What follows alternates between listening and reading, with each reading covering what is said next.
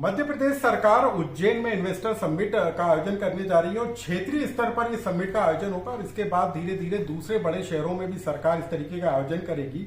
लेकिन मध्य प्रदेश के उज्जैन को ही क्यों चुना गया, इस बारे में चर्चा करने के लिए पी नरहरि सीनियर आईएएस अफसर हमारे साथ मौजूद हैं, जो कि कमिश्नर भी हैं। सर, हमने इससे पहले देखा कि इंदौर में इन्वेस्टर समिट का आयोजन हुआ, लेकिन इस बार उज्जैन को चुना गया। क्या मुख्यमंत्री मोहन यादव वहां से चुनकर आते हैं या कोई और भी बड़ी वजह है कि वाकई में वहां पर निवेश की संभावनाएं नजर आती हैं? माननीय मुख्यमंत्री जी ने हमको ये निर्देशित किया है कि प्रतिवर्ष विक्रमोत्सव के नाम से वर्षों से उज्जैन में सांस्कृतिक कार्यक्रम होते आ रहे हैं और मार्च अप्रैल के इन महीनों में ही मुख्य रूप से विक्रमोत्सव के नाम से बहुत बड़े स्तर पर सांस्कृतिक गतिविधियों का आयोजन होता रहा है। उज्जैन मध्य प्रदेश का धार्मिक सांस्कृतिक नगरी है और उज्जैन में हजारों लाखों की संख्या में श्रद्धालु महाकाल के दर्शन और श्रद्धापूर्वक वहां पर आते रहे हैं। और मार्च और अप्रैल का महीना ऐसा होता है जब श्रद्धालुओं के साथ साथ यहाँ पर आवागमन, सामान्य जनता का आवागमन बहुत भारी तादाद में होते रहता है। माननीय मुख्यमंत्री जी ने कहा है कि इस बार हम इस समय का समुचित सदुपयोग करते हुए हमको उज्जैन में जिस तरह से ग्वालियर में ग्वालियर व्यापार मेला होता है, उसी तर्ज पर उज्जैन में भी उज्जैन व्यापार मेला हमको करना चाहिए।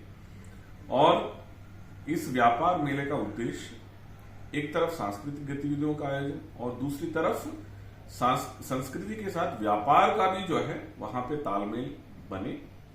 और जब व्यापार मेला होता है, कोई भी मेला व्यापार के साथ साथ वहां पे मिलने जुलने का और परिवारों के साथ में लोग आए, वहां पे फूड जोन, वहां पे खेलों से संबंधित बहुत सारी गतिविधियां, ये सब चीजें हों, इसका समावेश जो है इस उज्जैन व्यापार मेले में भी रखा गया है।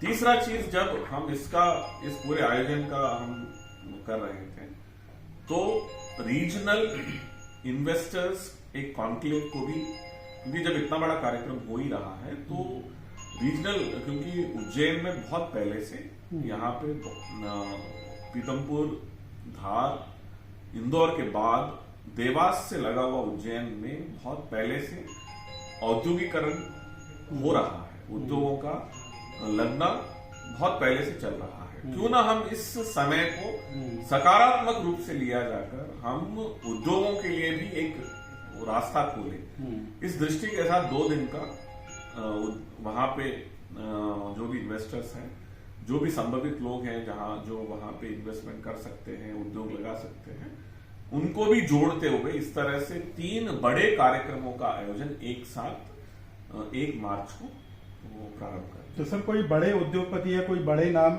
जिनकी मंजूरी मिल चुकी हो जो उज्जैन में इस बार नजर आएंगे और इन्वेस्ट को लेकर दिलचस्पी दिखा रहे हैं? देखिए, मैं फिर से ये बताना चाहूंगा कि ये हम सबके लिए एक संभावनाओं भरा एक मौका है। पहले तो हम उज्जैन को कैसे प्रोजेक्ट करें। उज्जैन पहले से एक धार्मिक नगरी, एक आध्यात्मिक नगरी के नाम से पहचाना जाता है। अब हमको इसको औद्योगिक नगरी और इंडस्ट्रियलाइजेशन के साथ साथ यहाँ पे इंडस्ट्रियल गतिविधियां बढ़ाने के लिए हमको जो एक्टिविटीज करना है, उसके लिए कई सारे महत्वपूर्ण लोगों को निश्चित ही बुलाया जा रहा है। और हम उम्मीद करते हैं कि 2 दिन का जो वहां पे रीजनल कॉन्क्लेव होगा, उसमें लोग ये देखने आएंगे कि पहले उज्जैन में क्या क्या संभावनाएं हैं और इसके बाद जो है नेक्स्ट लेवल पे हम लोग जब भी कार्यक्रम करेंगे फिर इसको बड़े पैमाने पर करने के लिए हम प्रयास करेंगे। सर, अभी बताया जा रहा है कि उज्जैन में ही कई उद्योगों ने जो संस्थान है उन्होंने जमीनें ले ली हैं, तो कौन सा बड़ा उद्योग आपको लगता है कि वहां पर नजर आएगा, वहां के लोगों को नजर आएगा आने वाले? देखिए, उज्जैन मालवांचल में महत्वपूर्ण स्थान रखता है। यहाँ पे सोयाबीन सबसे ज्यादा एक कैश क्रॉप है और यहाँ पे बहुत बड़े तादाद में ये सोयाबीन उगाया जाता है। इसके साथ ही यहाँ पर उज्जैन से लगा हुआ जो क्षेत्र है मालवा, जो निमाड़ क्षेत्र है, यहाँ पे कॉटन सबसे ज्यादा जो है, कपास का बहुत बड़ा क्षेत्र है जहाँ पे कपास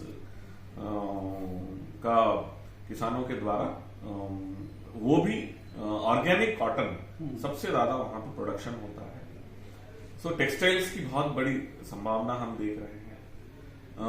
कृषि क्षेत्र में हम लोग जो है ना एग्रो प्रोसेसिंग, जो वहां पे सोयाबीन होता है, पल्सेस होते हैं, अभी वीट प्रोडक्शन, गेहूं का भी प्रोडक्शन बहुत बड़े तादाद में बढ़ने लगा है।